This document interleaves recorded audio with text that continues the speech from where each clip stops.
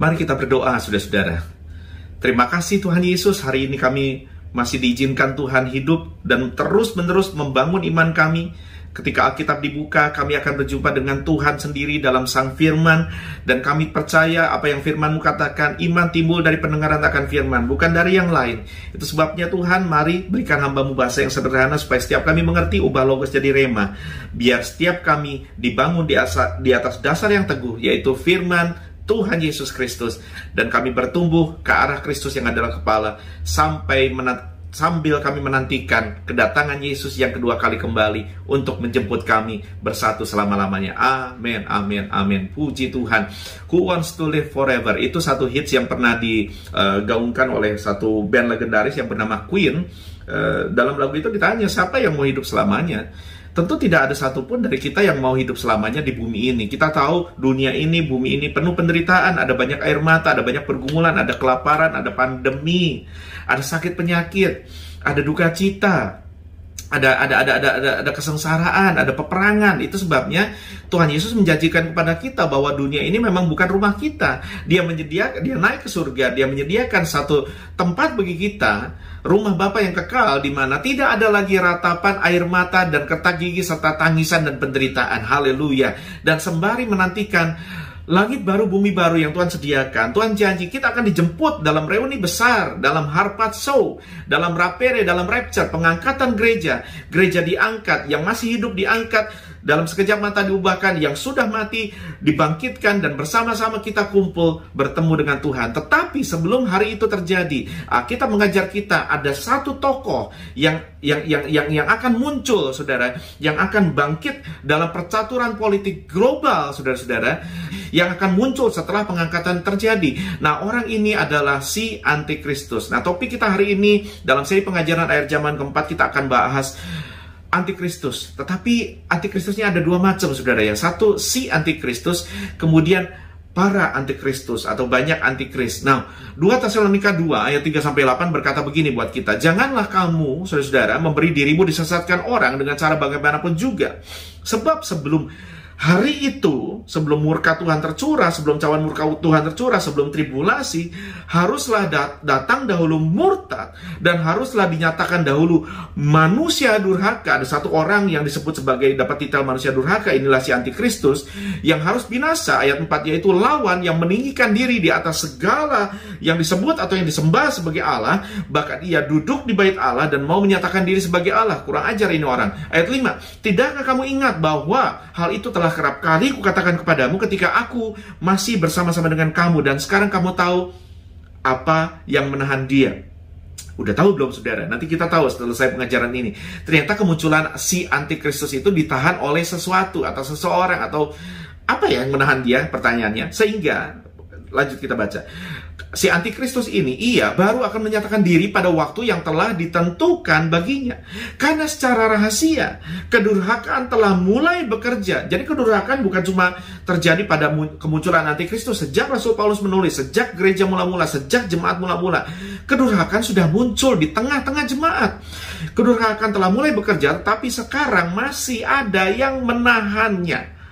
Kalau yang menahannya itu telah disingkirkan, jadi kemunculan Antikris ini ditahan oleh sesuatu yang harus disingkirkan terlebih dahulu. Ayat 8, pada waktu itulah si pendurhaka baru akan menyatakan dirinya. Tetapi Tuhan Yesus akan membunuhnya dengan nafas mulutnya dan akan memusnahkannya kalau Tuhan Yesus datang kembali. Itu yang kita nantikan. Nah, saudara-saudara, ternyata kemunculan sang Antikristus, si Antikristus ini ditahan oleh sesuatu. Manifestasi final, manifestasi terakhir dari kebusukan, dari kegelapan, ditahan oleh sesuatu yang menunda proses pembusukan, yang menunda proses kegelapan yang final itu terjadi. Pertanyaannya, apakah itu? Saudara mungkin masih ingat, kalau saya masih ingat, saudara ya, kami pernah tinggal di satu kota kecil di Kalimantan, di mana kami masih sangat miskin sekali, saudara-saudara, sehingga untuk makan ikan, bapak saya mancing ikan dan mendapatkan ikan, dan ikan itu supaya tidak busuk dan bisa dimakan berhari-hari kemudian, bapak saya mengawetkannya dengan garam. Garam mencegah pembusukan. Tuhan Yesus berkata kepada saudara dan saya, gereja Tuhan yang sejati, umat Tuhan yang sejati, kamu adalah garam dunia. Garam harus disingkirkan dahulu sebelum kebusukan final itu muncul. Dan kegelapan final itu ditunda karena Tuhan Yesus berkata tentang kau dan saya, kamu adalah terang dunia. Nah saudara, sebelum kebusukan itu muncul, garam dunia harus disingkirkan. Sebelum kegelapan final itu muncul, terang dunia harus disingkirkan. Gereja tidak akan ada lagi setelah antikristus muncul dan menyatakan diri. Saya ulang saudara, berdasarkan ayat ini, berdasarkan Alkitab, saya harus jujur bilang sama saudara, bahwa gereja harus terlebih dahulu disingkirkan, diselamatkan oleh Tuhan. Harpazo, rapture, pengangkatan gereja, sebelum antikristus menyatakan diri. Nah itu sebabnya saudara-saudara, kita tidak akan menyaksikan sepak terjang antikris dalam masa tribulasi. Tetapi kalau kita hidup di ujung daripada ujung akhir zaman, doa saya, kalau ini terjadi dalam masa hidup kita, kita bisa mengenali ciri-cirinya, si antikristus itu. Nah, kalau saudara yang tertinggal pengangkatan, saudara bisa menyaksikan rekaman ini, dan dari rekaman ini Anda bisa tahu siapakah tokoh antikristus yang Alkitab maksud. Tiga pertanyaan pada pelajaran hari ini kita akan jawab. Pertama, siapakah antikris? Ini 1A, 1B ya. Siapakah si antikris dan siapakah para antikris? Itu 1A, 1B. Pertanyaan kedua, apa yang akan dilakukannya? Apa yang antikris akan lakukan ketika dia sudah menyatakan diri dan sampai pada posisi puncak pemerintahan global dunia? Yang ketiga, apa yang akan terjadi terakhir? Bagaimana ending daripada si antikris?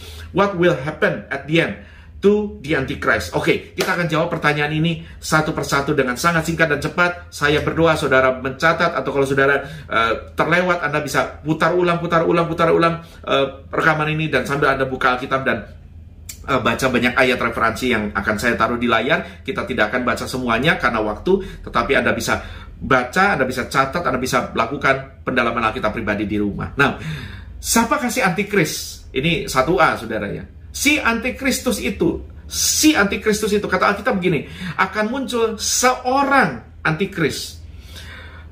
Seorang itu artinya satu, saudara. Berarti dari kata antikristus ada dua kata digabung, anti dan kristus. Anti artinya kebalikannya, anti artinya lawannya, anti artinya kopiannya, tiruannya. Tetapi dalam sense bukan tiruan yang baik, tetapi tiruan yang kebalikan, yang buruk, saudara. Dari siapa? Dari Kristus. Berarti antikristus adalah manifestasi dari kebalikan dari Kristus, kebalikan dari ajaran Kristus. Juru selamat palsu buat dunia. Dia akan sangat membenci Kristus, dia sangat membenci ajaran-ajaran Kristus, dia sangat membenci pengikut-pengikut Kristus, dan juga bukan cuma pengikut Kristus, yaitu orang Kristen. Dia akan juga membenci bukan cuma umat perjanjian baru seperti kita, tetapi umat perjanjian lama, keturunan Ishak dan Yakub secara jasmani, yaitu orang Yahudi, yaitu bangsa Israel. Dan dia sudah pernah dan sedang dan akan terus membantai kedua kelompok umat Allah ini, umat PL dan umat PB. Berdasarkan Wahyu 12 ayat 17 kita tahu itu. Karena dia adalah embodiment, dia adalah perwujudan terakhir dari roh antikristus yang melawan roh kudus, membenci nama Yesus dan membenci pengikut Yesus. 1 Yohanes 4 ayat 2-3, perhatikan di layar, saya baca buat saudara. Demikianlah kita mengenal roh Allah. Setiap roh yang mengaku bahwa Yesus Kristus telah datang sebagai manusia berasal dari Allah. Ciri-cirinya makin jelas, saudara ya. Barang siapa yang menolak kemanifestasian Allah dalam Yesus Kristus sebagai manusia, itu roh antikristus. Lanjut. Dan setiap roh yang tidak mengaku Yesus tidak berasal dari Allah. Roh itu adalah roh antikristus Yesus. Jelas, saudara ya. Yang anti Yesus Kristus adalah roh anti Yesus Kristus, roh antikristus. Dan tentang dia telah kamu dengar bahwa ia akan datang. Dan sekarang ini, saat Rasul Yohanes menulis ayat ini, ia sudah ada di dalam dunia. Nah, jadi waktu kita belajar ini, saudara, di tahun ini, di abad 21 ini, roh antikristus sudah bekerja sejak Kristus melayani dan menyelesaikan pelayanannya, lalu diteruskan oleh para rasulnya. Sejak jemaat pertama, sejak umat gereja mula-mula, roh antikristus sudah ada di dalam dunia. Nah, antikristus juga disebut dengan berbagai nama lain dalam Alkitab. Seperti 2 Tesalonika 2 ayat 3 dan 8 menyebut dia sebagai si manusia durhaka atau si pendurhaka. Lalu Daniel 9 ayat 27 yang kita bahas dalam perjumpaan lalu, dia disebut sebagai sayap kekejian yang membinasakan, abomination that causes desolation. Kemudian Daniel 7 ayat 3, Wahyu 13 ayat 1 menyebut dia sebagai the beast the beast, binatang buas yang muncul dari laut. Nah, laut ini bisa bicara wilayah geografis. Kalau Anda bicara penglihatan Daniel, mimpi Nebukadnezar, sejarah gereja, semua terjadi di sekitaran wilayah laut itu, saudara, di Timur Tengah, Laut Mediterania, bicara tentang bangsa Syria, Assyria, Israel, Babel, Media, Persia, Mesir, Yunani, Romawi, semua terjadi di sekitaran itu, saudara ya. Tetapi laut juga bisa diterjemahkan sebagai kumpulan manusia yang banyak ya, sejauh mata memandang sebanyak lautan. Dia muncul dari tengah-tengah dunia. Nah, si Antikris juga akan muncul sebagai tokoh politik yang kuat sekali secara global. Dia akan memimpin arus politik, ekonomi, bahkan dia akan muncul sebagai tokoh religius yang sangat strong berdasarkan Wahyu 17 ayat 12 yang sangat peduli akan world peace. Dia akan muncul sebagai tokoh yang seolah-olah sangat peduli terhadap perdamaian dunia, sehingga dia menawarkan dirinya sebagai solusi dari jawaban dari keresahan penduduk dunia akan perdamaian. Nah, saudara-saudara, Antikris juga disebut sebagai bagian dari Tritunggal yang tidak kudus, yaitu setan, si ular tua itu, si naga merah itu, kemudian si Antikris ini, kemudian nabi palsu. Karena yang setan lakukan sepanjang sejarah adalah dia selalu berusaha untuk meniru Allah. Karena kerinduannya adalah dia kepengen naik seperti Allah, dia kepengen kudeta Allah. Oleh sebab itu, segala yang Allah miliki, segala yang Allah lakukan, dia coba tiru, dia coba copy dengan kopian yang sangat buruk. Tritunggal yang tidak kudus adalah lawan dari Tritunggal yang kudus. Tritunggal yang kudus mewakili segala yang kudus. Tritunggal yang tidak kudus mewakili segala yang najis. Nah, pertanyaan itu 1A. Nanti kita akan kupas lebih lanjut, saudara ya. Anda akan makin jelas siapakah dia. 1B, siapakah para antikris ini? Siapakah antikristus yang banyak ini? Kita akan bahas lebih detail. Sekarang kita lanjut dulu, saudara. Pertanyaan kedua, apa yang akan dilakukan si antikris ini? Ketika buat saudara-saudara yang akan tertinggal, tapi Anda sempat menyaksikan rekaman ini, kalau kami sudah tidak ada, kalau gereja sudah tidak ada, maka Anda bisa mengenali siapakah tokoh antikris itu dari sepak terjang yang dia lakukan. Nah, saudara, kita mengajar kita dalam Daniel 9 ayat 27 dan Wahyu pasal 6 ayat 2, dia akan muncul sebagai tokoh politik sentral yang sangat kuat, yang sangat strong, yang sangat karismatik, dan mampu akhirnya untuk membuat fakta perjanjian damai di Timur Tengah. Saudara pasti tahu sepanjang sejarah manusia, Timur Tengah tidak pernah damai. Selalu ada perang, selalu ada permusuhan, selalu bergolak, baik wilayah Israel yang kemudian diganti nama oleh Kekaisaran Romawi menjadi Palestina untuk mengata-ngatai Israel, saudara, karena Palestina atau Filistin adalah musuh kuno, musuh nenek moyang orang Israel, dan untuk membuat hati orang Israel sakit hati setelah Yerusalem diratakan dengan tanah, setelah bait suci dihancurkan, setelah orang Israel kocar-kacir ke seluruh planet bumi, maka wilayahnya diganti nama jadi Palestina. Sampai hari ini terus bergolak, bahkan wilayah sekitarnya, Suriah, Yordania, Mesir, bahkan yang terakhir Afghanistan terus bergolak. Nah, ini akan terjadi terus sampai ada satu tokoh yang berkata, ayo kita damai. Dan dia akan berhasil membuat satu fakta perjanjian damai selama 1 kali 7 masa, kata Alkitab, selama 7 tahun. Ya, ingat pembahasan terakhir tentang masa tribulasi. Dan dia akan tampil dan dipuja-puja orang sebagai juru selamat dunia yang akhirnya bisa membawa dunia ini kepada perdamaian dan kemakmuran. Dan yang 9 ayat 27 kita pernah bahas ini, saudara. Raja itu, si Antikris itu akan membuat perjanjian menjadi berat bagi banyak orang selama 1 kali 7 masa. Jadi beratnya bukan cuma di tengah, beratnya sudah awal, saudara. Sejak sebelum masa 7 tahun itu, di awal sudah memang terasa berat. Itu sebabnya saya percaya bahwa gereja sudah tidak ada, karena Allah tidak akan izinkan murka itu, tribulasi itu menimpa gereja. Walaupun, saudara, katakanlah saya salah, pengangkatan gereja bukan terjadi sebelum masa tribulasi, tetapi terjadi di tengah masa tribulasi, atau terjadi setelah masa tribulasi, which I don't believe.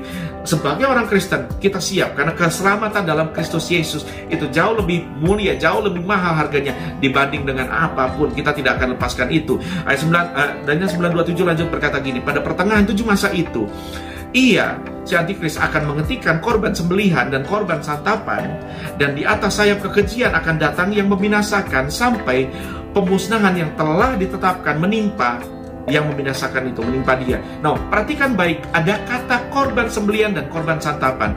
Kata maka ini menunjukkan bahwa si antikris ini kembali akan memfasilitasi ibadah umat Yahudi. Upacara-upacara korban Yahudi, upacara korban, kebaktian-kebaktian sembelihan korban akan kembali diadakan. Itu sudah terhenti sejak tahun 70 Masehi, sejak Jenderal Titus datang, diutus oleh papanya, Kaisar Vespasianus, meratakan Yerusalem, meratakan Israel, meratakan Yudea, meratakan Bait Suci. Ibadah berhenti, dan mereka kocar-kacir, dan sudah lebih dari 2000 tahun mereka tidak mampu menyelenggarakan ibadah itu, saudara-saudara. Dan ibadah korban ini tidak boleh diadakan di sembarang tempat selain dalam Bait Suci. Nah, Bait Suci sekarang tidak ada. Dan kalau Anda lihat gambar ini, lokasi di mana Bait Suci dahulu berada, yang dibangun pertama kali oleh Salomo, lantas dibangun kedua kali oleh Nehemia, dipugar oleh Herodes. Dan sekarang setelah kehancuran Yerusalem, lalu berbagai penjajah datang, sekarang ada bangunan ini di atas tanah perjanjian, di atas lokasi Bait Suci. Kalau Bait Suci ini berdiri, ini jadi masalah besar. Dan bukan orang sembarangan yang mampu membuat semua orang setuju Bait Suci berdiri kembali. Nah, Bait Suci kan sudah hancur. Berarti si antikris adalah tokoh dunia yang bukan hanya mampu membuat perjanjian damai dengan wilayah Timur Tengah selama 7 tahun, dengan Israel dan sekitarnya selama 7 tahun, tetapi dia akan mampu mengizinkan Bait Suci dibangun, dia akan mampu membangun Bait Suci kembali, Bait Suci Israel kembali, Bait Suci Yahudi kembali, lantas kembali memfasilitasi jalannya ibadah-ibadah perjanjian, ibadah-ibadah Yahudi sesuai Taurat, sesuai perjanjian lama. Nah, berarti Bait Suci ketiga akan berdiri untuk ketiga kalinya. Nah, akibatnya, saudara-saudara, orang-orang Yahudi akan memuja-muja tokoh ini sebagai, wah, ini ternyata dia El-Mesias atau Al-Masih yang ditunggu-tunggu oleh kami. Seorang Mesias yang kami nantikan, ternyata dia. Saudara harus ngerti gini, orang Yahudi itu sampai hari ini tidak percaya bahwa Yesus adalah Mesias, bahwa Yesus adalah Al-Masih, bahwa Yesus adalah Kristus yang dijanjikan. Makanya kalau Anda lihat dalam sisa puing, sisa tembok Bait Suci yang tersisa cuma sepenggal itu, setiap hari mereka kejungkat jangkit begini, berdoa sambil menangis karena mereka nunggu, mana Mesias kami, juru selamat kami, ayo selamatkan kami dari penindasan ini. Dan ketika Antikristus muncul, mereka akan mengira, wah, inilah Kristus itu, inilah Mesias itu, inilah Al-Masih itu, yang kedatangan sudah kami nantikan ribuan tahun. Nah, pada pertengahan masa perjanjian damai yang 7 tahun itu, setelah 3,5 tahun pertama, kata ayat tadi, si Antikris akan mengingkari perjanjian damai itu, berbalik dan malah menghentikan semua ibadah dan upacara korban orang Yahudi. Dalam Daniel 9 ayat 27 bagian B. Dan akan menyiksa umat pilihan Allah, kata Daniel 7:21-25, Daniel 9 ayat 27b, dan Wahyu 12 ayat 6, dan para pengikut Kristus, orang Kristen yang tertinggal. Inilah masa tribulasi itu. Jadi sejak zaman dahulu kala sampai nanti pada akhir zaman, target antikris, target setan jelas umat Allah, baik umat Allah perjanjian lama maupun perjanjian baru, baik orang Yahudi maupun orang Nasrani. Nah, itu targetnya. Si antikristus juga akan melakukan ini. Daniel 7 ayat 8, Wahyu 13 ayat 6, dia akan mengucapkan kata-kata hujat terhadap Allah. Dan kemudian 2 Tesalonika 2 ayat 9-12, si antikristus ini, si Kristus KW ini akan melakukan apa yang Kristus juga pernah lakukan dan pengikutnya bisa lakukan, yaitu dia akan mempertunjukkan banyak tanda-tanda mujizat yang ajaib-ajaib seperti yang dilakukan oleh Yesus dulu. Dan oleh karena itu dia akan membuat banyak orang takjub dan menjadi pengikutnya. Nah, maka oleh sebab itu sebagai hamba Tuhan, saya mau ingatkan saudara bahwa mujizat yes masih terjadi dalam nama Yesus. Injil diteguhkan dengan kesaksian dan mujizat dan tanda-tanda ajaib. Tetapi kalau kita berkajang pada mujizat, kita menganggap mujizat segala-galanya. Ingat, setan juga bisa bikin mujizat, dukun-dukun bisa bikin mujizat, paranormal bahkan beberapa bisa bikin mujizat. Dan terutama puncaknya si antikristus pun akan melakukan mujizat yang membuat orang kagum dan meraih banyak pengikut bagi dirinya. Banyak orang akan menganggap inilah jawaban buat dunia, inilah Mesias atau Avatar atau Al-Masih yang dinantikan oleh semua agama. Dan oleh sebab itu banyak orang akan tertipu dan menyembah dia. Dan akhirnya si antikris ini akan mendeklarasikan bahwa dirinya adalah Allah itu sendiri. Dia akan declare diri sebagai God, I am God. Ini ciri-ciri ini mulai banyak terlihat. Saudara, ada artis-artis yang mengaku saya adalah Allah, I am God. Dia mulai jual sepatu pakai darah manusia di dalamnya. Aneh-aneh, saudara ya. 2 Tesalonika 2 ayat 4 kita dapatkan kenyataan ini. Nah, ini menjadi masuk akal. Kenapa si antikris akan mendeklarasikan dirinya kepada umat manusia sebagai Allah itu sendiri? Karena roh setan, roh antikris yang bekerja di dalamnya ini adalah kerinduan setan dari sejak semula. Nah, dari Yeskiel 28 ayat 12-15, Yesaya 14 ayat 11 sampai 15, Wahyu 12 ayat 3 sampai 4, kita tahu bahwa ambisi setan, kesombongan setan, dia sejak semula ingin naik ke gunung kudus Allah, hendak menyamai Allah, hendak mencari Allah. Nah, karena dia gagal, karena dia dibuang oleh Tuhan, maka sejak semula, sejak manusia diciptakan, dia coba pindahkan, dia coba genapi ambisinya itu. Hati-hati dengan dosa ambisi dan kesombongannya, karena setan tidak mau bertobat. Dia coba pindahkan impian itu kepada Adam dan Hawa.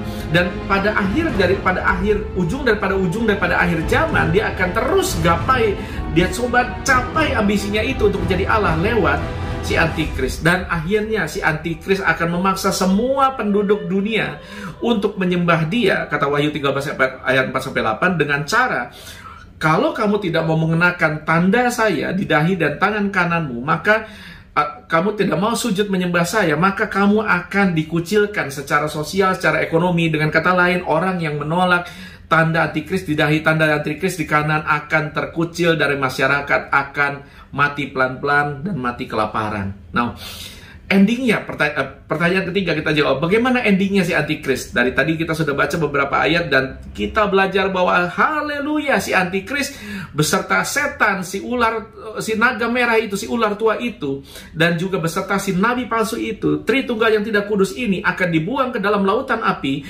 dalam kekekalan untuk selama-lama-lamanya. Daniel 7:11, Wahyu 19 ayat 20. Nah, oke, kembali ke pertanyaan semula, saudara. Pertanyaan nomor 1, tadi kita sudah dapat prolognya sedikit, kita akan kupas tuntas. Pertanyaan 1A dan 1B, siapakah si Antikristus dan siapakah para Antikristus? Ingat ya, ada 1A, 1B. Nah, siapa Antikris? Antikris, 1 Yohanes 2 ayat 18, perhatikan baik. Anak-anakku, waktu ini, kata Rasul Yohanes, waktu ini maksudnya waktu Rasul Yohanes menulis ini, waktu abad pertama, permulaan zaman kasih karunia, zaman gereja, adalah waktu yang terakhir. Nah, jadi dari sini kita belajar ternyata akhir zaman itu bukan nanti, bukan nanti waktu Antikris sudah mau datang, waktu Tuhan Yesus sudah mau datang. Ternyata yang namanya akhir zaman sudah dimulai sejak Tuhan Yesus menginjil, murid-murid meneruskan, jemaat dibangun, gereja mulai dimulai, zaman kasih karunia dimulai, zaman grace, zaman gereja dimulai. Itu sudah masuk dalam masa akhir zaman atau masa dispensasi, saudara ya, sebelum murka Allah tertumpah oleh kasih karunia-Nya, oleh belas kasihannya, because God is justice but God is love also. Bukan hanya Allah itu Allah yang adil, tetapi Allah adalah Allah yang penuh kasih. Maka ada dispensasi, ada kasih karunia, bahwa manusia diberikan Injil untuk bisa luput dari murka Allah. Lanjut kita baca ayat ini. Dan seperti yang telah kamu dengar, seorang Antikristus akan datang. Seorang Antikristus akan datang. Jadi waktu Rasul Yohanes menulis, dan di zaman kita ini belum ada ya saudara ya, kita sedang masih menunggu kedatangan si Antikris, seorang Antikris ini. Sekarang ini perhatikan bagian berikutnya, telah bangkit banyak Antikristus. Hei, bukan nanti loh, sejak Rasul Yohanes, sejak zaman gereja mula-mula, Antikristus yang parah itu, yang banyak itu, yang plural, yang jamak itu sudah ada. Itulah tandanya bahwa waktu ini adalah benar-benar waktu yang terakhir. Ayat 19, memang mereka berasal dari antara kita, tetapi mereka tidak sungguh-sungguh termasuk pada kita. Sebab jika mereka sungguh-sungguh termasuk pada kita, niscaya mereka tetap bersama dengan kita.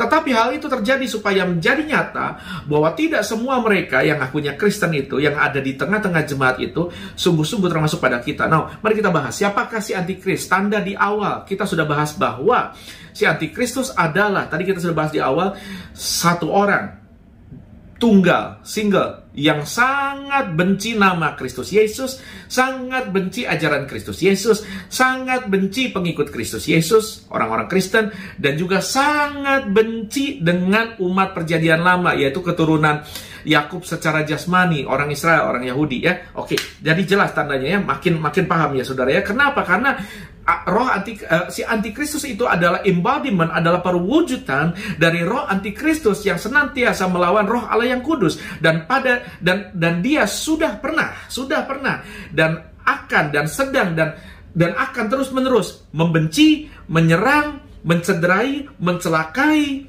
umat Allah yang dua kelompok itu, yaitu umat Allah perjanjian lama, keturunan jasmani itu, Israel jasmani itu, dan Israel rohani, umat perjanjian baru, saudara dan saya, gereja Tuhan. Nah, perhatikan lagi ciri-ciri Antikris menurut Tuhan Yesus Kristus. Ciri-cirinya, Matius 24 ayat 15, Tuhan Yesus bilang begini, jadi apabila kamu melihat si pembinasa keji itu, disebut sebagai pembinasa keji, si Antikris di sini, berdiri di tempat kudus, menurut firman yang disampaikan oleh Nabi Daniel, Di Tuhan Yesus lagi ngutip nubuatan yang Allah pernah sampaikan lewat malaikat Gabriel kepada Nabi Daniel 5 abad sebelum Tuhan Yesus ngomong ini. 500-an tahun sebelum Tuhan Yesus ngomong ini, Tuhan sudah pernah bicara lewat Daniel bahwa si antikristus itu akan bukan cuma masuk ke Yerusalem, bukan cuma masuk ke bait suci, bait kudus, tetapi bukan cuma masuk ke ruang kudus, bahkan masuk sampai ke ruang maha kudus, di mana tidak semua orang boleh masuk. Bahkan tidak sembarang imam Lewi boleh masuk, hanya imam besar setahun sekali dengan tata cara yang sangat ketat. Tanpa itu dia akan mati mendadak di ruang maha kudus, dan di situ imam besar akan masuk mempersembahkan korban pendamaian untuk umat. Dan disitulah seringkali Allah memanifestasikan hadiratnya. Ingat papanya Yohanes Pembaptis, Zakaria, ketika dia bertugas masuk ke ruang maha kudus di hadapan tabut perjanjian, Allah manifestasikan hadiratnya, menyampaikan firman-Nya tentang kelahiran Yohanes Pembaptis, dan Zakaria nggak percaya sampai Tuhan bikin dia bisu. Nah, inilah ruang itu. Jadi si antikristus itu, kata Tuhan Yesus, akan berdiri di bait suci, masuk ke ruang maha kudus, dan dengan kata lain menajiskan ruang maha kudus. Nah, ini menurut kata Tuhan Yesus, menurut nubuatan yang disampaikan Nabi Daniel. Bahkan Matius, si penulis Injil ini, memberikan catatan tambahan. Para pembaca hendaklah memperhatikan. Nah, oke, perhatikan ayat 15. Jadi, menurut ayat 15, mengulang dari nubuatan Daniel, si antikris akan membuat perjanjian damai 7 tahun bagi Israel, akan kembali memfasilitasi berdirinya kembali bait suci untuk ketiga kalinya. Ingat, bait suci pertama kali dirancang Daud, didirikan oleh Salomo, Sulaiman, kemudian hancur karena Allah menghukum mereka lewat Babel dan bangsa-bangsa lain, kemudian didirikan kembali atas, ingat ya, dekret Kores, lalu dekret Artasasta. Nehemia diizinkan membangun kembali untuk kedua kalinya. Lantas Herodes Agung memugar yang menjadi indah sekali. Itu yang dilihat, disaksikan oleh Yesus dan murid-murid Yesus kala itu di abad pertama Masehi. Lantas sekarang sudah tidak ada, sudah hancur. 70 Masehi dihancurkan oleh Jenderal Titus atas perintah papanya Kaisar Vespasianus. Now, berarti menurut Tuhan Yesus, nanti antikris akan membangun lagi bait suci itu, tetapi menghentikan upacara korban. Dalam Daniel 9 ayat 27, dia akan membawa tentaranya masuk ke bait suci, menghentikan ibadah korban, menajiskan ruang maha kudus, dan mendirikan patung dewa-dewa di situ. Menurut Daniel 11:31 dan Daniel 12 ayat 13. Dan waktu Tuhan Yesus bicara ini, saudara, 2 milenium lalu, mengutip perkataan Daniel 5 abad sebelumnya, waktu Tuhan Yesus bicara ini, sudah digenapi sebagian. Now, saya mau bilang begini. Kalau kita sedang menggali siapakah si antikristus ini, sang antikristus ini, yang memenuhi kriteria nubuatan Daniel, nubuatan Yesus Kristus, nubuatan Rasul Yohanes, siapa ya? Nah, Anda harus ngerti gini, bagi saya dan bagi banyak pakar Alkitab, penggenapan tentang akhir zaman, termasuk penggenapan tentang antikris, penggenapan nubuatan akhir zaman dan antikris, ada dua lipat, ada dua lipat penggenapan. Yang pertama kita sebut sebagai penggenapan sekunder. Penggenapan sekunder ini terjadinya berulang-ulang sampai termanifestasi akhir dan digenapi final, puncaknya terakhir kalinya pada penggenapan primer, the final fulfillment. Now, dengan begitu, ketika tadi saya bilang saat Tuhan Yesus bicara ini, sebetulnya nubuatan Daniel ini secara sekunder, perhatikan, secara sekunder sudah digenapi dan akan digenapi oleh Jenderal Titus setelah Tuhan Yesus pada tahun 70, masih abad pertama masih ya. Pada saat Tuhan Yesus berkata ini sudah digenapi oleh raja, salah satu kerajaan kecil dari daerah Yunani yang namanya Raja Antiochus Epiphanes. Dia masuk, dia menajiskan bait suci, dia bunuh semua imam-imam, dia masuk ke ruang kudus, bahkan dia berani masuk ke ruang maha kudus, menajiskan ruang maha kudus dengan mendirikan patung-patung dewa-dewa Yunani di situ. Tapi mungkin ada, bukan mungkin ya, ini ada kelompok orang Kristen yang berkata bahwa semua nubuatan akhir zaman di Alkitab sudah digenapi. Ini orang-orang yang dikelompokkan sebagai kalangan preteris. Jadi buat mereka, kita nggak nunggu lagi kedatangan Tuhan Yesus, kerajaan 1000 tahun sudah berdiri, semua antikristus sudah digenapi. Loh, pertanyaan saya, kita belum mengalami pengangkatan, masih kasih karunia masih berlaku, Injil masih diberitakan, berarti belum dong. Berarti Antiochus Epiphanes masih penggenapan sekunder, bukan primer, bukan final. Mungkin Anda berkata, Anda berpikir, mungkin Kaisar Nero, Pak. Kaisar Nero yang sadis itu, yang atas perintahnya, maka Rasul Paulus dipenggal, saudara, kepalanya terpisah dari badannya. Yang atas perintahnya orang-orang Kristen jemaat mula-mula dibantai, sebagian besar ditangkap, dijadikan obor di sepanjang kota Roma. Ingat, belum ada listrik hari itu. Orang-orang Kristen dipaku, disalib, disiram minyak, disiram ter, disiram aspal, dibakar menjadi alat penerangan di seluruh kota Roma. Lalu kemudian Kaisar-Kaisar Romawi ini membuat Colosseum, stadium, dan di situ orang-orang Roma akan datang, entah beli tiket atau gratis, dan mereka menyaksikan hiburan. Hiburannya apa? Orang Kristen jemaat mula-mula, kaya dan miskin, tua dan muda, besar dan kecil, wanita dan anak-anak dan laki-laki, semua dibantai di depan mata mereka, baik oleh algojo maupun oleh binatang buas yang disengaja dibuat lapar. Perut mereka dirobek-robek, janin yang ada di dalam ibu-ibu hamil dikeluarkan, dan semua orang Roma bertepuk tangan. Ini yang dilakukan Nero. Bahkan satu kali dia membakar ibu kota Roma demi dia dapat inspirasi untuk menulis puisi. Memang agak aneh ya Nero ini ya. Dan oleh sebab itu banyak orang berpikir bahwa Nero ini 666, Nero ini antikris. Apakah pertanyaan saya, apakah Yesus sudah datang setelah Nero? Kan belum. Yesus belum datang kembali. Nah, mungkin ada yang berpikir bahwa Kaisar Vespasianus, Pak, karena atas perintahnya dia kirim anaknya untuk meratakan Yerusalem dan bait suci dengan tanah.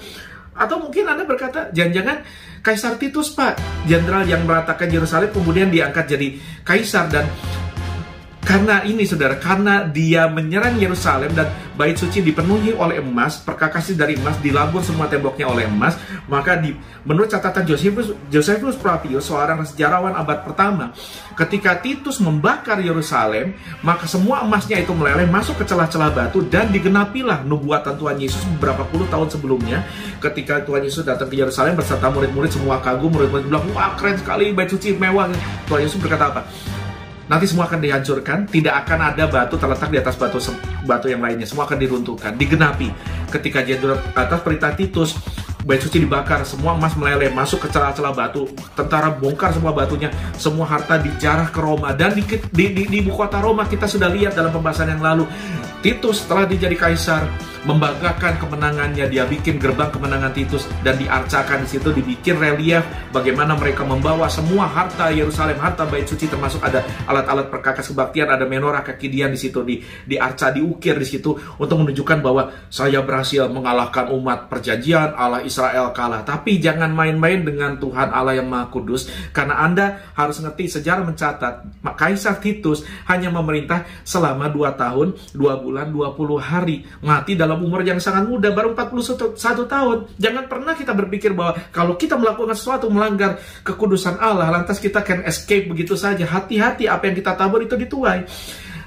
Kaisar Titus mati mendadak, digantikan oleh adiknya yang lebih gila, lebih ganas, Kaisar Domitian, adik kandung daripada Titus. Apakah dia antikristus, Pak? Karena dia yang memerintahkan supaya Rasul Yohanes digoreng panas-panas di minyak panas mendidih. Rasul Yohanes nggak mati-mati, sampai dia habis akal menyiksa Yohanes nggak mati-mati, dia buang ke Pulau Patmos. Udah, biar kamu di penjara sana di Pulau Patmos, terkucil, mati tua. Kenapa Rasul Yohanes nggak mati-mati? Karena Yesus pernah berjanji di antara murid-muridnya ada satu orang yang tidak akan mati, melainkan akan menyaksikan semua peristiwa akhir zaman. Rasul Yohanes mengalami itu di Pulau Patmos, dan dicatat semua pengalaman penglihatan akhir zaman Rasul Yohanes. Wahyu Yesus Kristus tentang akhir zaman dicatat semua di tangan kita hari ini, namanya kitab Wahyu. Kita punya itu. Apakah Kaisar Domitianus antikristus? Belum, itu baru penggenapan sekunder. Mungkin banyak orang berkata, bukan banyak orang, ini bapak reformasi gereja, Martin Luther, Johannes Calvin, John Hus, Zwingli, Jonathan Edwards, semua berkata bahwa Paus di Roma, pemimpin gereja Roma Katolik, itulah dia antikristus. Apa benar Paus antikristus? Oke, pertimbangkan sejarah nih, saudara. Dalam sejarah, beberapa Paus berkata begini, bahwa kami bicara atas nama Allah, kami adalah wakil Allah di bumi. Bahkan beberapa mereka memakai titel pewaris tata Kristus, Vicaris Christi. Sampai pada poin mereka berkata gini, jika gitu dengan siapakah kami dapat disamakan selain dengan Allah sendiri? Tetapi kemudian paus-paus seperti ini juga bukan paus yang populer. Kemudian dia digantikan oleh paus-paus yang ada paus yang berkata, saya tidak akan sebut nama-namanya karena terlalu padat, saudara. Ada paus yang kemudian berkata, jika ada pemimpin gereja, pemimpin agama manapun yang mengklaim bahwa dirinya adalah Allah, dia sesat, dia ngaco. Jadi apakah paus antikristus? Apakah gereja Roma Katolik akan memunculkan antikristus? Bisa jadi itu pernah terjadi dalam penggenapan sekunder di sebuah titik di sepanjang zaman, saudara. Apakah kemudian di akhir zaman akan begitu? let's wait and see, saudara ya. Mungkin ada orang yang berkata bahwa Hitler. Nah, Hitler ini adalah diktator abad ke-20 yang menjajah Eropa, bekerja sama dengan Jepang dan Italia. Kita mengalami, saudara ya, mereka bekerja sama sampai Indonesia kecipratan dari getahnya, saudara ya. Jepang dipakai juga untuk menghancurkan Indonesia. Nah, Hitler pada karirnya membantai 6 juta orang Yahudi di seluruh Jerman dan seluruh Eropa. 6 juta, bukan cuma sedikit. Orang-orang kaya dirampok, dirampas, dimiskinkan, ditelanjangi, diperkosa, dibakar, ditembak, bahkan digas. Mau bayi kayak, mau ibu-ibu kayak, mau nenek-nenek, dia tidak peduli.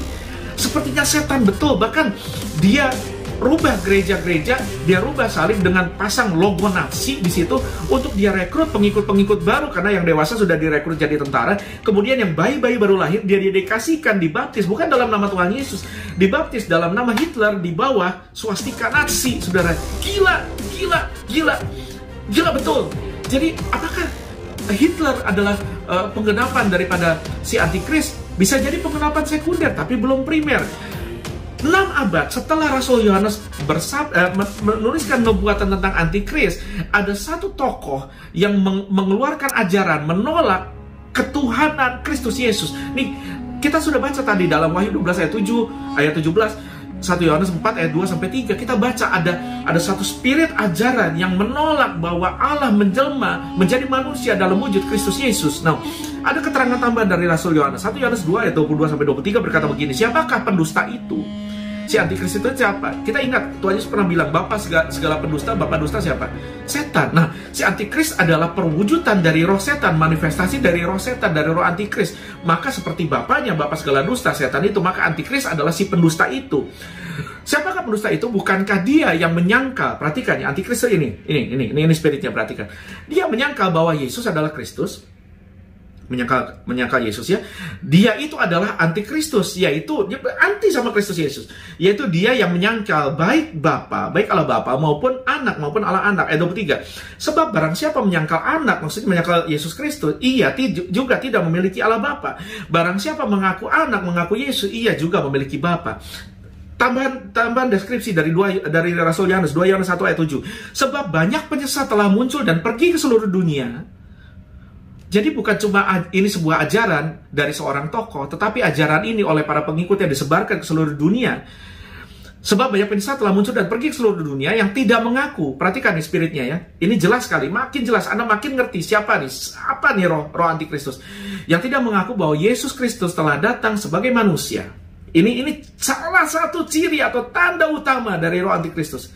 Itu adalah, kata ayat ini, si penyesat dan antikristus. Nah, ini penggenapan sekunder yang pernah memuncak baik di abad 20 tadi, di abad ke-6 ini ya, dari seorang tokoh yang kemudian menghasilkan kitabnya ada 6.666 ayat, saudara ya. Dan spirit ini terus bekerja, bahkan saudara jelas-jelas menolak ketuhanan Kristus Yesus. Yesus bukan Tuhan, Yesus cuma manusia. Dan tidak disimpan sendiri, bahkan dia berhasil menghasilkan pengikut dan pengikutnya menyebarkan. Jadi ajaran ini juga ajaran yang bersifat misioner. Mereka bermisi, mereka sebarkan ke seluruh dunia, kata ayat tadi yang kita baca. Maka menjadi sedih saya sebagai hamba Tuhan kalau pengikut-pengikut Kristus sejati tidak mau bermisi. Pengikut Kristus sejati tidak mau misioner, menyebarkan Injil Yesus Kristus kepada sebanyak mungkin orang, baik lewat kesaksian hidup, lewat perkataan, lewat perbuatan baik, lewat Injil yang diberitakan secara verbal, lewat mulut, lewat medsos. Anda kalah militan sama pengikut antikristus.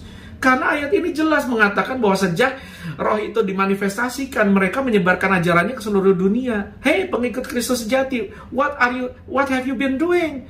Kenapa Anda simpan sendiri pengharapan dalam Kristus? Jangan kalah dong sama timnya antikristus. Tim Kristus go tim Yesus harus bergerak. Come on. Now, dari situ kita sudah jelas ya siapa tokoh si antikristus. Secara sekunder penggenapannya terjadi berulang-ulang sepanjang sejarah ya.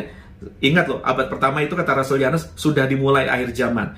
Dan di ujung daripada ujung akhir zaman, maka penggenapan primernya, penggenapan klimaksnya akan mewujud dalam satu tokoh politik, ekonomi, religi global yang sangat karismatik dan berpengaruh. Nanti saudara ya. Nah, itu 1A, 1B, kita tuntaskan sama-sama. Siapakah para antikristus. Tadi kita sudah baca 1 Yohanes 2 ayat 18 kan, seorang antikristus dan banyak antikristus. Jadi ciri-ciri para antikristus adalah banyak, bukan seorang tokoh ya. Beda dengan sang antikristus, beda dengan si antikristus.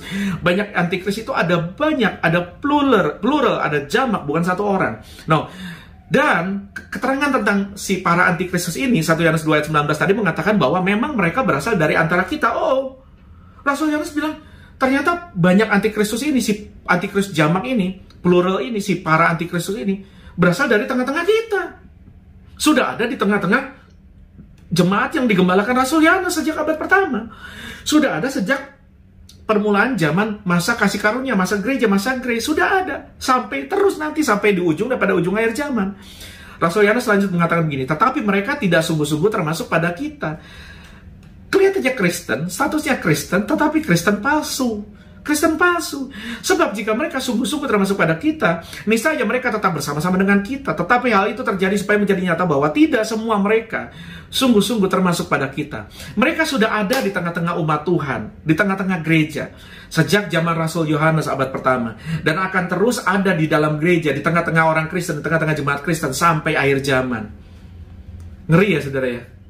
Jadi kita kan selalu mikir antikristus, nanti antikristus di sana, antikristus di sini. Hei, Alkitab memerintahkan kita untuk bercermin ke dalam. Tengoklah ke dalam sebelum bicara, sebelum menuding. Itu tuh vaksin antikristus. Hei, nanti dulu, ayo lihat dulu ke dalam. Statusnya Kristen, statusnya pengikut Kristus, tetapi hidupnya bertolak belakang dengan ajaran Kristus. Antara status dan realita hidupnya kagak nyambung, Jack. Nggak nyambung. Statusnya bukan pengikut antikristus. Mungkin dia bilang kami nolak vaksin itu, dong nggak ada 66, nggak ada microchip nih, nggak ada di jidat, di tangan, nggak ada. Tetapi pada prakteknya hidupnya sangat anti dari ajaran Kristus. Ini yang saya sebut antikris praktis. Cara dia berumah tangga, cara dia berpacaran, cara dia berkarir, cara dia berstudi, cara dia memerintah kalau dia politisi, kalau dia pejabat, cara dia berbisnis kalau dia seorang pengusaha, cara dia berperilaku, cara dia bersosial media, cara dia bersikap, cara dia bertutur kata, cara dia berpikir, tata nilainya, perangainya, karakternya, struktur nilainya, values-nya bertolak belakang dengan ajaran Kristus. Sekalipun statusnya Kristen. Ini antikris praktis. Ayat 19 kan tadi bilang, sebab jika mereka sungguh-sungguh termasuk pada kita, niscaya mereka tetap bersama dengan kita. Tetapi hal itu terjadi supaya menjadi nyata bahwa mereka sebetulnya tidak sungguh-sungguh termasuk pada kita. Akhirnya mereka ada yang benar-benar murtad, meninggalkan kekristenan. Ini kan terjadi sepanjang sejarah, saudara. Saya tidak bilang orang-orang ini adalah orang-orang yang kehilangan keselamatan. Silakan Anda mendebat saya. Tetapi saya percaya orang-orang yang akhirnya murtad meninggalkan kekristenan adalah orang-orang yang tidak pernah diselamatkan. Orang-orang yang tidak pernah mengalami mujizat kelahiran baru. Orang-orang yang tidak pernah mengalami yang namanya tertanam dalam pokok anggur yang benar itu, yaitu Yesus Kristus. Nah, tapi bahayanya gini saudara, ada juga yang kelihatannya nggak murtad sih, masih Kristen sih, masih Kristen, masih kebaktian, masih pakai kalung salib, mungkin masih pelayanan, mungkin masih nyumbang orang miskin, nyumbang pelayanan, nyumbang gereja, saudara, bahkan mungkin punya jabatan sebagai rohaniwan.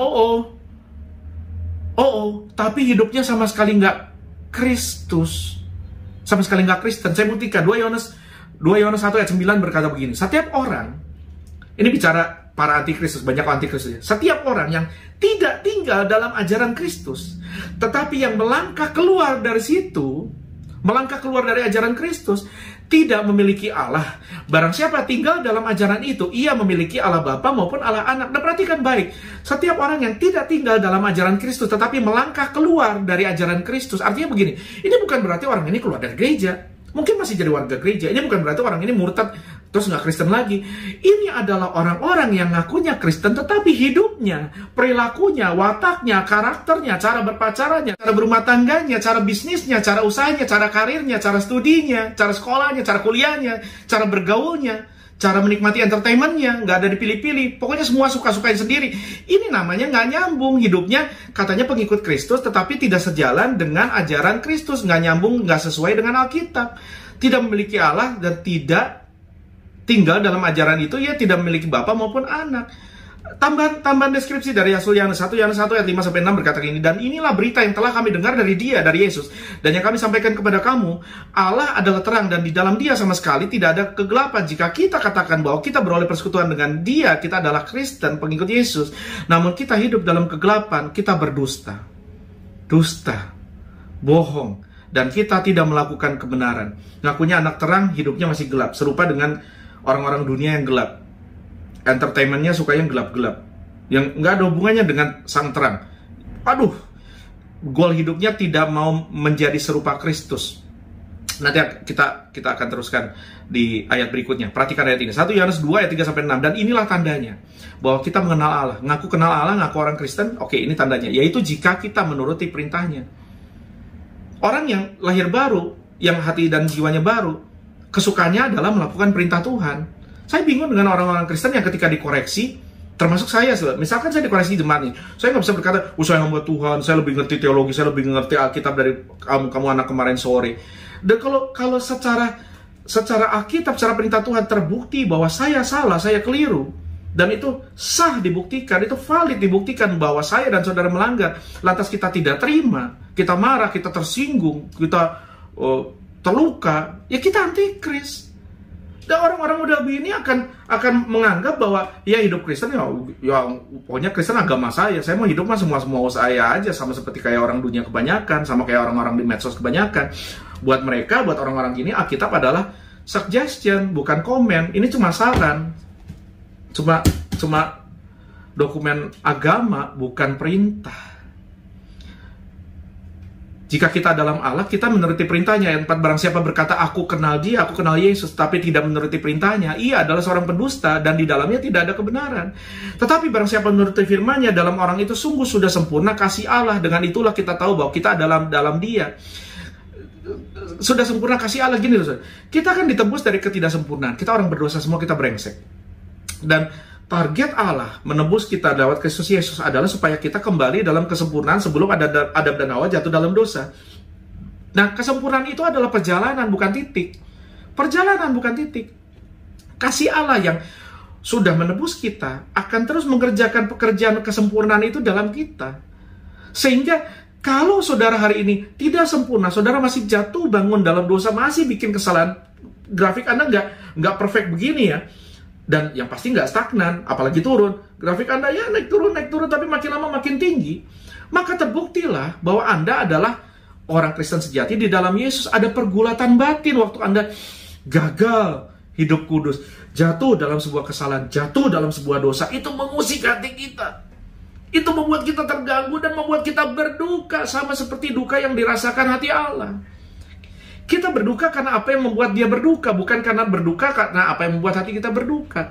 Dan kalau itu nyata dalam hidup saudara, maka terbukti bahwa Anda dan saya adalah orang Kristen sejati. Tetapi sebaliknya, jika ada di antara kita yang jatuh dalam dosa, kita merasa fine-fine saja, kita nggak terganggu, kita malah berkubang di situ, kita menikmati di situ dan berulang-ulang lakukan dosa yang itu lagi tanpa terganggu jiwa kita, maka kita adalah antikristus. Kita berdusta, kata Alkitab, kalau kita ngaku kita Kristen.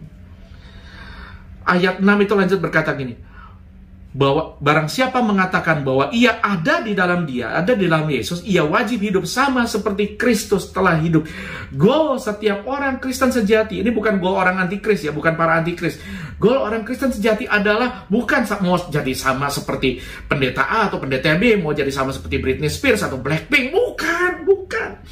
Cara kita hidup, cara kita berpikir, pola hidup kita, karakter kita, values kita, tata nilai kita, cara kita berumah tangga, cara kita memilih pasangan, cara kita berpacaran, cara kita mendidik anak, cara kita memperlakukan orang tua, cara kita memperlakukan teman, cara kita memerintah, cara kita menjalankan bisnis, cara kita mengerjakan pekerjaan sebagai karyawan, cara kita hidup sebagai warga negara, adalah kepengen kita adalah menjadi serupa Kristus, sama seperti Kristus hidup. Itu goal kita. Goal orang Kristen sejati adalah makin hari tabiatnya, karakternya, nilai-nilainya makin mirip seperti Kristus. Makanya tahun 90-an dulu ada sebuah tagline-nya keren banget, saudara.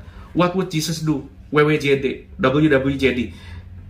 Bayangkan kalau kita rindu hidup seperti Kristus, Apa yang akan Kristus lakukan dalam posisi kita, entah sebagai istri, sebagai anak, sebagai suami, sebagai mertua, sebagai mantu, sebagai karyawan, sebagai pebisnis, sebagai entertainer, atau apapun, sebagai politisi, apa yang akan Yesus lakukan dalam posisi kita? Kalau kerinduan kita adalah seperti Kristus, kita tidak akan lakukan apa yang Kristus tidak akan lakukan. Simple.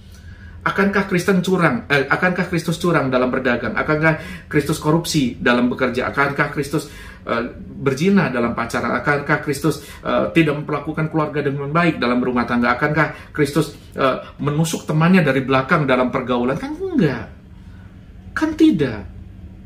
Kan tidak, saudara. Nah, pengikut 666 praktis, antikris praktis itu mungkin sekalipun katanya nolak vaksin, nggak ada microchip di tangan, di dahi. Nah, Wahyu 13 ayat 18 yang kita pelajari lalu kan, bilangan antikris itu dikatakan 666, dan ini adalah bilangan manusia, kata Rasul Yohanes, kata Tuhan Yesus lewat Rasul Yohanes. Nah, bilangan manusia 6, kenapa? Karena manusia diciptakan pada hari ke-6. Setiap kali Anda lihat angka 7, angka 3, itu 3 menggambarkan Tritunggal, 7 menggambarkan kesempurnaan, menggambarkan sahabat, menggambarkan roh Allah, 7 roh Allah. Nah, 6 itu menggambarkan manusia. Jadi, antikris itu sebetulnya adalah, 666 itu adalah manusia. Sangat humanisme, ekstrim humanisme, anti-teis, anti-teos, anti-Tuhan. Nah, nggak ada yang salah dengan inklusivisme, nggak ada yang salah dengan humanisme. Orang Kristen harus bisa hidup toleransi, harus bisa hidup dalam perdamaian, dalam perbedaan, dan harus menjadi bagian dalam brotherhood of man, dalam persaudaraan umat manusia di seluruh dunia. Tetapi, humanisme ekstrim akan berkata, we are the world, we are the children of the world, we are the world, we are the children. We can save ourselves. Kitalah yang menentukan masa depan dunia. Kitalah yang menyelamatkan diri kita sendiri. Kita nggak butuh Tuhan. Sekalipun mungkin nggak terucap, tapi pada prakteknya iya. Kalau ada orang yang mengaku bertuhan, tapi fokusnya, andalannya, kekuatannya adalah pada dirinya sendiri. Yeremia 17 ayat 5 berkata, terkutuklah orang yang mengandalkan manusia, yang mengandalkan kekuatannya sendiri. Dan mengingkari kekuatan Tuhan. Ngakunya bertuhan, ngakunya teis, tapi pada prakteknya ateis, minimal agnostik. Mau mulai bisnis, mau milih pasangan hidup, mau mulai karir, mau mencari jurusan kuliah atau apapun, mau pindah kota, nggak pernah melibatkan Tuhan. Suka-suka gua. Nanti kalau udah bikin keputusannya salah, kita baru marah-marah sama Tuhan. Ketika keputusannya gagal, ketika salah, baru kita marah sama Tuhan. Kebalik, saudara. Kebalik. Masih ingat nggak apa sih yang setan coba lakukan sejak semula di Taman Eden terhadap nenek moyang kita, ada Opa Adam dan Oma Hawa? Mereka coba taruh keraguan terhadap Allah dalam hati manusia. Kata Allah, kamu nggak boleh makan buah ini. Enggak. Nih, saya terjemahkan begini. Dia Allah yang insecure. Dia nggak mau kamu makan buah ini karena dia tahu kalau kamu makan, kamu jadi sama seperti dia, sama seperti Allah. Ini kan kerinduan iblis dari semula. Dia kepengen kudeta Allah. Dia kepengen jadi sama seperti Allah. Dan ketika dia gagal, dia jatuh, dia coba tularkan ini ke umat manusia, dan nanti akan termanifestasi klimaks, final, maksimum di antikris, sang antikristus. Tapi hari ini kedurhakaan sudah mulai bekerja, kata Rasul Yohanes sejak abad pertama di tengah-tengah jemaat. Ini orang-orang model gini, kata Paulus di 2 Timotius 3 ayat 5 dikatakan begini, secara lahiriah mereka menjalankan ibadah mereka. Secara lahiriah mereka kebaktian, entah online apa onsite. Mereka menjalankan ibadah agama masing-masing mungkin, tetapi pada hakikatnya, ini bukan cuma Kristen ya, orang-orang yang mengaku bertuhan, tetapi pada hakikatnya mereka memungkiri kekuatannya. Jauhilah mereka itu.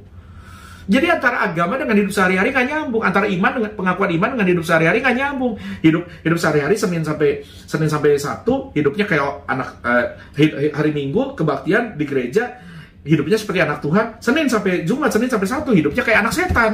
Nggak ada hubungannya, nggak nyambung, saudara ya. No, mari kita tutup di sini. Dari sini kita mulai mewaspadai.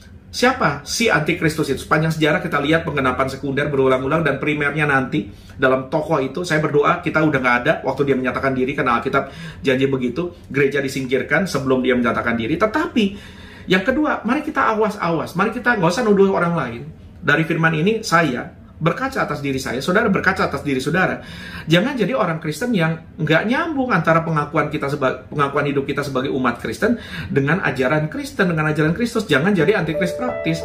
Hiduplah dalam terang sesuai status kita sebagai anak-anak terang. 1 Yohanes 2 28-29 berkata gini, maka sekarang anak-anakku tinggallah dalam Kristus, supaya apabila ia menyatakan dirinya, nanti kalau epifaneo Kristus epifani appear lagi, dia muncul lagi, kita beroleh keberanian percaya dan tidak usah malu terhadap dia pada hari kedatangannya. Saudara tinggal pilih. Nanti kalau Tuhan Yesus datang, saudara mau berdiri di hadapan dia dengan malu atau dengan syukur? Anda, kalau Tuhan Yesus datang, kan Alkitab juga catat ada orang-orang yang kabur, ketakutan, lari. Ada orang-orang yang dengan khotbah akhir zaman itu ketakutan. Pertanyaan saya, kenapa?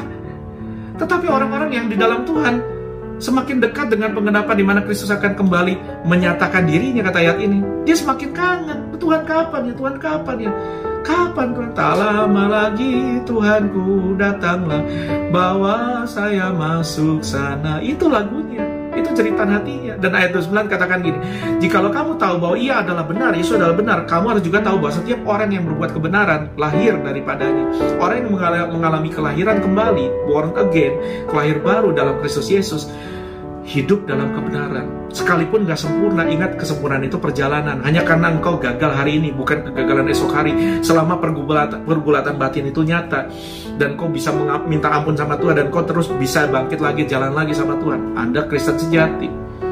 Tetapi orang yang gak terganggu hatinya, jiwanya ketika jatuh, hari ini bertobat ya saudara-saudara. Mari buka tanganmu, angkat hatimu, terima berkat Tuhan. Aku memberkati engkau dengan pertobatan sejati terjadi dalam hidupmu, menghasilkan buah pertobatan. Kiranya Tuhan memberkati engkau dan melindungi engkau. Tuhan mengarahkan, menyertai engkau dengan wajahnya, memberikan engkau favor, kasih karunia. Di apapun yang kau perbuat, diberkatilah engkau di ladang, diberkatilah engkau di rumah, diberkatilah engkau di pebaringan, diberkatilah engkau di kampus, di kantor, dimanapun kau berada. Diberkatilah apapun yang kau kerjakan dengan kedua tanganmu, dalam kebenaran, dalam kejujuran, dalam takut akan Tuhan. Kiranya ditolong Tuhan, dibela Tuhan, diberkati Tuhan. Selalu ada jalan keluar buat orang yang hidup dalam terang. Sekalipun susah, sekalipun krisis, pandemi, resesi, selalu ada jalan keluar, selalu ada pertolongan Tuhan. Sekalipun susah, tidak mungkin ditinggalkan sendiri. Dan kiranya Tuhan mengarahkan wajahnya kepadamu, memberikan kau shalom, damai sejahtera. Diberkatilah saudara-saudara hari ini. Sampai Maranatha kita kumpul sama Tuhan Yesus, bahkan sampai selama-lamanya. Amin, amin, amin, amin.